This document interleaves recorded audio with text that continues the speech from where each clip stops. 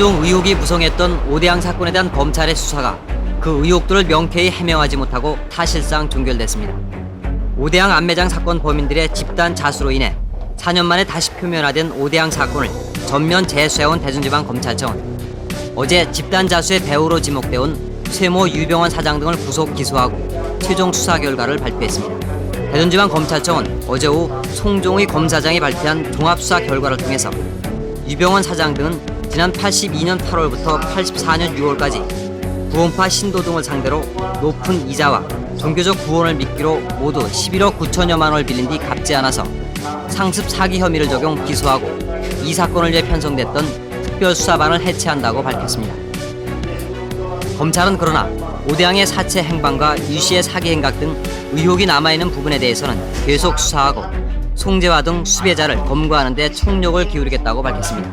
또 검찰은 최종 수사 결과 발표에서 32명의 오대양 집단 변사 의혹은 박순자 씨 등이 채권단의 빚 독촉과 채권단 폭행에 따른 경찰의 본격적인 수사, 그리고 직원 암매장 사건이 밝혀질 것이 두려워 집단 동반 자살한 것이라고 지난 87년과 같은 결론을 내렸습니다. 그러나 검찰은 집단 변사의 경우 사건 당사자가 4년 전에 모두 숨졌으며 증거품이 남아있지 않은 상태에서 더 이상의 실체를 상세히 재현하기는 사실상 불가능한 만큼 제약된 여건 아래서 이번 수사 결론이 최선의 것이었음을 강조했습니다. 검찰의 수사가 아니었다면 혹시 끝내 묻혀버렸을지도 모르는 범죄 사실, 또 영원히 풀리지 못하였을 매듭이 되었을지도 모르는 의혹, 이것을 나름대로 명백하게 규명을 했노라고 말씀드릴 수 있는 자부심, 그것이 그 하나입니다. 온갖 지혜를 다 빌리지 못한 안타까움 속에서 오늘 이 자리에 있는 저조차도 과연 그것이 무엇인지도 모르고 남긴 안타까움, 그것이 또한 하나입니다. 이와 함께 검찰은 오대양 사건을 4년 만에 재연케 한 궁극적인 계기가 된 암매장 사건 범인들의 집단 자수 동기에 대해서는 최모와 오대양의 관계를 은폐하기 위해 최모가 자수를 배후 조종했다고 밝혔습니다.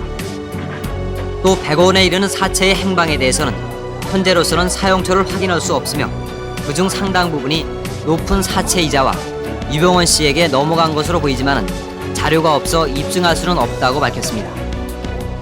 검찰은 또 유병원 씨에 대한 50 권력층의 비호설에 대해서 특혜 금융은 없었으며 최모가 한강 유람선을 맡게 된 경위에 대해서는 당시 서울시장인 염보현 씨가 최종 결정했고 현재 염 씨가 해외에 머물고 있어서 그 배경이나 위법 행위는 확인할 수 없었다고 밝혔습니다.